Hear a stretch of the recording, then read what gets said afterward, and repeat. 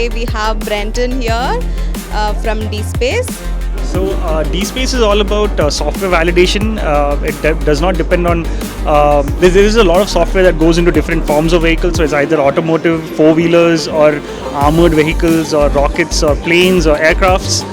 So the underlying principle is that all of the software needs to be validated in a real world condition.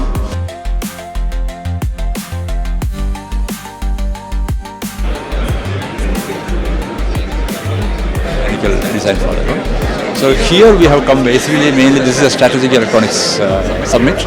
So we develop few products which is very important for the defense. So one of the modules which I have developed is the first and to my best knowledge only indigenous thermal imaging core.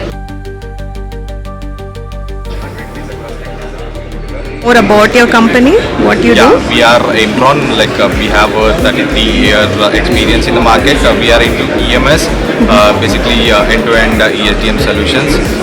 We are into PCBA manufacturing. We do design, we get it fabricated, assembled, and we help out with the testing as well.